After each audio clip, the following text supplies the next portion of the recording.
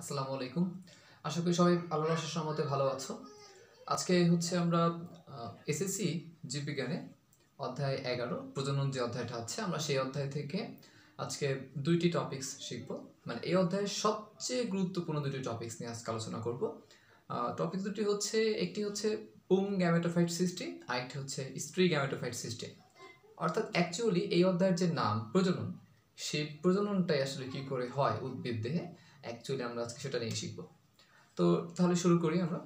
প্রথমত আমাদের এই বিষয়টা বুঝতে গেলে আমাদেরকে আগে থেকেই ফুলের দুইটি স্পেসিফিক অংশ চিনে আসতে হবে। তার মধ্যে নাম্বার 1 সেটা হচ্ছে পুংস্তবক।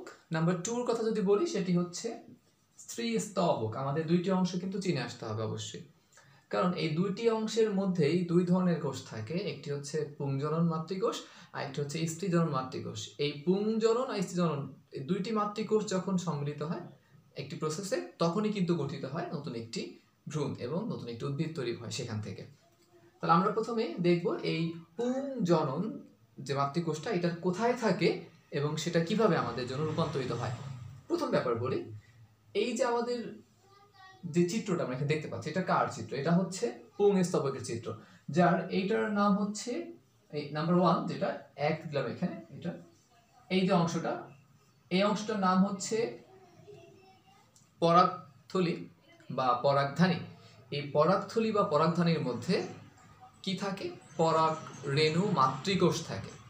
পরাগ রেণু মাতৃকোষ, এই পরাগ রেণু মাতৃকোষটা কিন্তু 2n অর্থাৎ ডিপ্লয়েড, অর্থাৎ 2 সেট ক্রোমোজোম থাকে যার মধ্যে 2n ডিপ্লয়েড। এই পরাগরেণু মাতৃকোষটা প্রথমত মিওসিস কোষ বিভাজন প্রক্রিয়ায় বিভাজিত হয়। আমি আবার বলছি, আমাদের এই পরাগধানীর মধ্যে থাকা পরাগরেণু মাতৃকোষটা মিওসিস কোষ বিভাজন প্রক্রিয়ায় বিভাজিত হয়। তাহলে এটা থাকে হচ্ছে 2n, এখানে 2n থাকে। এই 2nটা বিভাজিত হয়ে কি হয়? একটা n হয়। তাহলে এই যে n পেলাম, যেটা এই n হচ্ছে একটি পরাগরেণু। তাহলে পরাগরেণু মাতৃকোষ আর পরাগরেণু কিন্তু একই জিনিস না। পরাগরেণু মাতৃকোষ হচ্ছে 2n আর পরাগরেণু হচ্ছে শুধুমাত্র n, মানে হ্যাপ্লয়েড। তাহলে একটি পরাগরেণু যদি আমরা নেই সেটা দেখতে সাধারণত এইরকম হয়। এটা আমরা ফুলের যে এই যে অংশটা পুংস্তবক, সেখানে আমরা যদি একটু হাত দিয়ে হাত দিই তাহলে একটা আবরণ হাতে চলে আসবে। সে আবরণের মধ্যে রেণুগুলো পাওয়া যাবে। আমরা চাইলে যে কোনো ফুল থেকে রেণুগুলো দেখতে পারি। এটা খুব একটা ছোট না, দেখা যায় মোটামুটি, মানে ছোট বাট অতটাও না যে আমাদের অনুবীক্ষণ যন্ত্র লাগবে, আমরা নিজের থেকে দেখতে পারবো। তাহলে এই যে পরাগ রেণুটা সেটা কিন্তু সরাসরি মিলিত হবে না, এটার থেকে সরাসরি কোনো জীব পাওয়া যাবে না, এটাকে আগে রূপান্তরিত হতে হবে। অর্থাৎ এইটা হচ্ছে একটা জনন মাতৃকোষ, মানে জনন কোষ, সেটাকে রূপান্তরিত হয়ে একটি গ্যামেটোফাইট, এটা একটা গ্যামেট, এটাকে গ্যামেটোফাইট হইতে হবে। গ্যামেটোফাইট হলেই সে মিশতে পারবে। সাপোজ ধরো যদি আমরা চাই যে আমরা লোহা আর তামাকে মেশাবো, তাহলে কি একটা কঠিন লোহা একটা কঠিন তামাকে একসাথে দিলেই কি মিশে যাবে? এটা কিন্তু মিশবে না। অবশ্যই লোহাটাকে গলাতে হবে, তামাটাকে গলাতে হবে, দেন গলিত অবস্থায় মিলাতে হবে, তাহলে কিন্তু মিলবে। ঠিক একইভাবে যদি আমরা চিন্তা করি, তাহলে সরাসরি পরাগরেণু মিশবে না কার সাথে? এইখানে থাকা স্ত্রী মাতৃকোষের সাথে কিন্তু মিশবে না। তাহলে পরাগরেণুকে গলাতে হবে, অর্থাৎ মেশানোর উপযুক্ত করতে হবে বা উপযোগী করে ফেলতে হবে। তো মেশানো উপযোগী করাটাই হচ্ছে এই প্রসেসটা। একইভাবে আমাদের এই যে স্ত্রী জনন, আমাদের যে স্ত্রী স্তবকটা আছে, এইটার মধ্যেও স্ত্রী জনন মাতৃকোষ আছে। কোথায় আছে? এটার যে মানে গর্ভাশয়, এই গর্ভাশয়ের মধ্যে আমাদের কি আছে? স্ত্রী রেণু মাতৃকোষ আছে। সেটাও কিন্তু 2n, সেটাও ডিপ্লয়েড। এইটাকেও কি করতে হবে? এটা থেকে তৈরি হবে স্ত্রী গ্যামেটোফাইট, মানে এটাকেও রূপান্তরিত হইতে হবে। তাহলে দুইটাই রূপান্তরিত হওয়ার পর এরা মিলিত হবে। তাহলে আমরা এখানে যেটা দেখছি এটা হচ্ছে পুং গ্যামেটোফাইট সৃষ্টি, অর্থাৎ ওই রূপান্তরিত হওয়াটা দেখব। আর এখানে দেখবো হচ্ছে স্ত্রী গ্যামেটোফাইট সৃষ্টি, অর্থাৎ স্ত্রী জননকোষটা রূপান্তরিত হওয়া দেখব। তাহলে ঠিক আছে, শুরু করি। প্রথমে আমরা একটা পরাগরেণু দেখলাম। এই পরাগরেণুর মধ্যে কি থাকে? এটার মধ্যে যে নিউক্লিয়াস থাকে, সেই নিউক্লিয়াসটা প্রথমে দুইটি ভাগে বিভক্ত হয়ে যায়। তাহলে এই পরাগরেণু কিন্তু n, এটা কিন্তু 2n না, এটা কিন্তু n। অর্থাৎ এই পরাগরেণুটা প্রথমে আমরা কিভাবে পেয়েছি? একটি পুং জনন মাতৃকোষ থেকে এটা মিওসিস প্রক্রিয়ায় বিভাজিত হওয়ার পরে আমরা এই পরাগরেণু পেয়েছি। তাহলে এটার আগে মিওসিস ঘটে, এরপরে মিওসিস পরে কি ঘটলো? এই পরাগরেণুতে যে নিউক্লিয়াস থাকে সেই নিউক্লিয়াসটা দুইটি ভাগে বিভক্ত হয়ে যায়, যার একটি ভাগের নাম হচ্ছে জনন নিউক্লিয়াস আরেকটির নাম হচ্ছে নালিকা নিউক্লিয়াস। এই জনন নিউক্লিয়াসকে ঘিরে জেনারেটিভ কোষ তৈরি হয় এবং নালিকা নিউক্লিয়াসকে ঘিরে নালিকা কোষ তৈরি হয়। এবার এই নালিকা নিউক্লিয়াসটা একটা স্পেসিফিক কাজ করে। তার কাজটা কি? নালিকা নিউক্লিয়াসটা এই যে গ্যামেটের আমাদের যে পরাগরেণুর যে ত্বক, এই ত্বকটাকে কি করে সে ভেঙে ফেলে, ফেটে যায় এবং এটা ফেটে একটি নালিকার সৃষ্টি হয়। এটা কার মাধ্যমে হয়?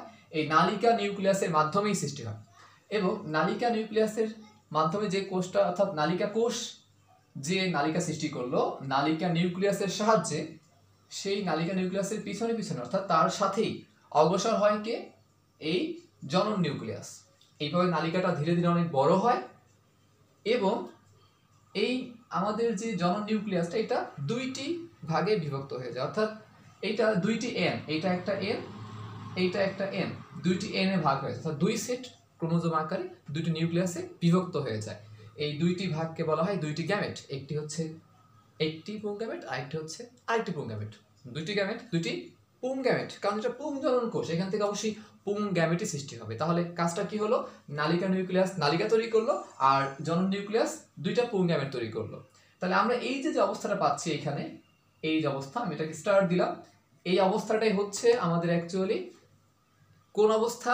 স্ত্রী গ্যামেটোফাইটের অবস্থা। অর্থাৎ এটা হচ্ছে একটা এটা একটা পুং গ্যামেটোফাইটের অবস্থা। তাহলে এই প্রসেসটা হচ্ছে পুং গ্যামেটোফাইট সৃষ্টি আর এটা হচ্ছে একটা পুং গ্যামেটোফাইট। তাহলে এটা এখন উপযুক্ত কি কাজের জন্য? প্রজনন কাজের জন্য। এবার আসি হচ্ছে স্ত্রী গ্যামেটোফাইট কি বৈশিষ্ট্য, এটা দেখবো। তা আমাদের এটা হচ্ছে একটা স্ত্রী স্তবকের চিত্র। এইখানে এই যে অংশটা, এটার নাম হচ্ছে গর্ভাশয়। এই গর্ভাশয়ের মধ্যে অসংখ্য কি থাকে? অসংখ্য ডিম্বাণু থাকে। এখন অর্থাৎ স্ত্রী জনন মাতৃকোষ থাকে। এই স্ত্রী জনন মাতৃকোষটার মধ্যে যেই মাতৃকোষটা, এই যে আমাদের যে একটা গ্যাপ বা ছিদ্রপথ, এটাকে বলা হয়, এই যে অংশটা, এটা একটা যে গ্যাপ, ঠিক আছে, এই গ্যাপের নিকটবর্তী যে তোমার কোষগুলো তাদেরকে বলা হচ্ছে কিন্তু মানে সবগুলো কোষকে বলা হচ্ছে কিন্তু তোমার হচ্ছে ডিম্বাণু, রাইট? এখন এই যে গ্যাপটা, এটাকে আমরা কি বলছি? এটাকে বলছি ডিম্বক রন্ধ্র। তাহলে এই যে ডিম্বাণুগুলো আছে, এই ডিম্বাণুগুলোর মধ্যে ডিম্বক রন্ধ্রের নিকটে যে ডিম্বাণুটা আছে, সেই ডিম্বাণুটা কি হবে? সেই ডিম্বাণুটাই প্রথমে এই প্রজননের জন্য অংশগ্রহণ করবে। তাহলে ওই একটি ডিম্বাণুকে যদি আমরা নিয়ে আসি, অর্থাৎ স্ত্রীজনন মাতৃকোষকে নিয়ে আসি, সেটা দেখতে এইরকম হবে, এই প্রথম চিত্রের মতো। এটা কিন্তু এখনো 2n অবস্থায় আছে, এটা কিন্তু 2n অবস্থায় আছে। এটাকে তাহলে আগে মিওসিস হতে হবে। সো মিওসিসটা কিভাবে হবে? এই কোষটা মিওসিস প্রক্রিয়ায় বিভাজিত হবে। মিওসিসের ক্ষেত্রে কি ঘটে? একটি মাত্র জনন কোষ ভেঙে 4টি অপত্য কোষ সৃষ্টি হয়। তাহলে এইটা প্রথমে কি হবে? এই কোষটার আকার একটু বড় হবে, মিওসিস বিভাজনের জন্য সে একটু বড় হবে আকারে, এবং সেটা বড় হয়ে 4টি কোষ, 4টি এন অর্থাৎ 4টি অপত্য কোষ সৃষ্টি করবে। এবং এই 4টি কোষ কি? 4টি স্ত্রী রেণু কোষ। এটা কিন্তু স্ত্রী রেণু কোষ, এটা কিন্তু পুং রেণু কোষ না। ওকে, স্ত্রী রেণু কোষ তৈরি করবে। এখন এই যে 4টি নিউক্লিয়াস সৃষ্টি হলো এবং তাদেরকে ঘিরে 4টি কোষ সৃষ্টি হলো, 1 2 3 4। এই সবুজ রঙেরগুলো হচ্ছে নিউক্লিয়াস বোঝাচ্ছি, আর তার চারপাশে এরিয়া বা সারফেসগুলোকে আমরা এখানে সাইটোপ্লাজম বোঝাচ্ছি। তাহলে এখানে কি 4টি কোষ তৈরি হলো। এই 4টি কোষের মধ্যে সর্বনিম্নে যে কোষটি আছে, শুধুমাত্র এই কোষটি টিকে থাকবে প্রতিকূল পরিবেশে, আর বাকি 3টি কোষ, উপরের যে 3টি কোষ, নষ্ট হয়ে যাবে। অর্থাৎ তার আমরা সেটা এঁকে দেখালাম, উপরের 3টি কোষ নষ্ট হয়ে গেল। তাহলে নিচের যে কোষটি আছে, সেই কোষটি কি হবে? আকার একটু বড় হবে এবং এই কোষের যে নিউক্লিয়াস আছে, সেই নিউক্লিয়াসটা 2 ভাগে বিভক্ত হয়ে 2 মেরুর দিকে যাবে, একটা এই জায়গাতে আর একটা এই জায়গাতে। তাহলে কি হলো? এই কোষের নিউক্লিয়াসটা একবার বিভাজিত হয়ে কি হলো? 2টি কোষে পরিণত হলো এবং 2টি নিউক্লিয়াসের যুক্ত কোষে পরিণত হলো এবং সেই নিউক্লিয়াসটা 2 পাশে অবস্থান করলো। আবার এইটা কি হবে? আরেকবার ভাঙবে, মোট 3বার। এখান থেকে একবার, এখান থেকে আরেকবার, এখান থেকে আরেকবার। 3বার হলে দেখো কি হয়? একটা ভেঙে 2টা, আরেকবার ভাঙলো, 3বার ভাঙবে যেহেতু, তাহলে এইটা একটা ভেঙে 2টা, এই একটা ভেঙে 2টা, আরেকবার ভাঙবে 3rd টাইম, 2টা ভেঙে 4টা, 2টা ভেঙে 4টা, এবং সবগুলো কোষ কিন্তু মেরুর দিকে অবস্থান করবে। এবং এই মেরুর দিকে অবস্থান করার কোষগুলোর মধ্যে 2টি কোষ তারা মাঝখানে চলে আসবে। এবং খেয়াল করে দেখো, প্রত্যেকটি কোষ কিন্তু এক একটি এন, এখানে কিন্তু 4টা এবং 4টা, অর্থাৎ 8টি এন এখানে আছে, এখানেও কিন্তু 8টি এনই আছে। তাহলে এখানে কি হবে? 3টি কোষ মেরুর দিকেই থাকবে, 2 মেরুর দিকে 3টি করে কোষ থাকবে, আর মাঝখানে দুইটি নিউক্লিয়াস যুক্ত কোষ এখানে চলে আসবে। এখন তাহলে প্রথমে এখানে কি হলো, প্রথমে এখানে হচ্ছে কিন্তু কোষ বিভাজন, কিন্তু এখানে কি হচ্ছে অ্যাকচুয়ালি নিউক্লিয়াসের বিভাজন, এটা কিন্তু অবশ্যই খেয়াল রাখতে হবে। এবার এখানে আমরা নিচের দিকে যে 3টি কোষ পাচ্ছি, এই কোষগুলো আকার একটু বড় হয়। তো এই কোষগুলোকে একত্রে সবগুলোকে বলা হয় গর্ভযন্ত্র, সবগুলোকে একত্রে গর্ভযন্ত্র বলা হয়। এছাড়াও বাদ বাকি অন্যগুলোরও কিছু নাম আছে। এই 2টি নিউক্লিয়াস মিলে এখানে একটা 2n তৈরি হয়ে যায়, কারণ n n মিলে 2n তৈরি হয়ে যায়, অর্থাৎ মাঝখানে দুটি নিউক্লিয়াস মিলে যাবে এবং মিলে তৈরি করবে একটি গৌণ নিউক্লিয়াস, যাকে আমরা গৌণ নিউক্লিয়াস বা গৌণ কেন্দ্রিকাও বলতে পারি। এবার নিচের দিকে যে গর্ভযন্ত্রের যে 3টি কোষ আছে তার মধ্যে মাঝখানের কোষটা আকারে বড় হয়, সো এই জন্য এই কোষটাকে বলা হয় ডিম্বাণু। এটাই কিন্তু অ্যাকচুয়ালি ডিম্বাণু। আর ডিম্বাণুর পাশে যে ছোট দুটি কোষ আছে তাদেরকে বলা হয় ডিম্বাণুর সহকারী কোষ। আর উপরের মেরুর দিকে যে 3টি কোষ আছে এই 3টিকে বলা হয় প্রতিপাদ কোষ।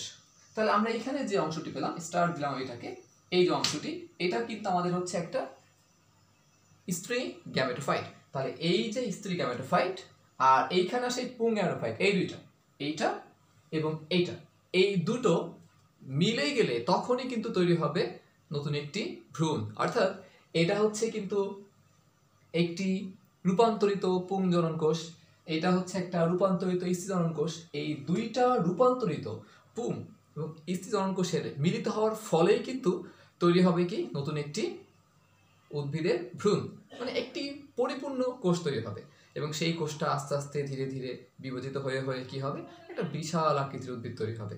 এখন এই দুইটি কোষ মিলিত হবে কিভাবে? এই দুইটি কোষ পরস্পর সংস্পর্শে আসবে হচ্ছে পরাগায়নের মাধ্যমে।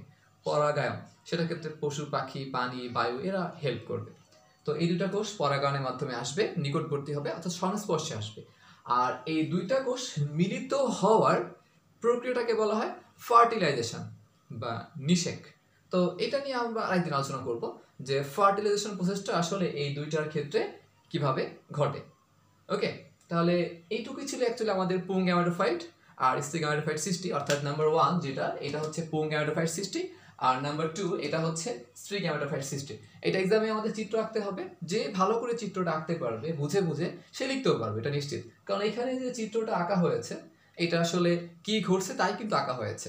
অর্থাৎ আমরা যদি অ্যারো দিই তাহলে এখান থেকে এইটা ঘটছে, তারপর এখান থেকে এইটা, এইখান থেকে এটা, দেন এটা, তারপর এটা, তারপর এই পাশ থেকে এইটুকু ঘটেছে। এবার এইভাবে এইভাবে আমরা যদি অ্যারো দিয়ে এটাকে প্রকাশ করি তাহলে বেস্ট হয়, এবং এইভাবেই কি ঘটলো যদি আমরা তা লিখে দিই তাহলে কিন্তু আমাদের ব্যাখ্যাটাও হয়ে যাবে। সো এইটা লেখার ক্ষেত্রে চিত্রটা অবশ্যই মাস্ট লাগবে এবং ব্যাখ্যাটাও করতে হবে। চিত্র যে আঁকতে পারে সে ব্যাখ্যা করতে পারবে ইনশাআল্লাহ। তাহলে আজকে এতটুকুই ছিল। ইনশাআল্লাহ নেক্সট ডে আমরা ফার্টিলাইজেশন বা নিষেক আলোচনা করবো। সেই পর্যন্ত সবাই অনেক বেশি ভালো থাকো, সবার জন্য অনেক অনেক শুভকামনা রইল। ভালো করে পড়াশোনা করো, অনেক অনেক দোয়া করি তোমাদের পড়াশোনার জন্য, জীবনে ভালো কিছু করো। খোদা হাফেজ, আসসালামু আলাইকুম।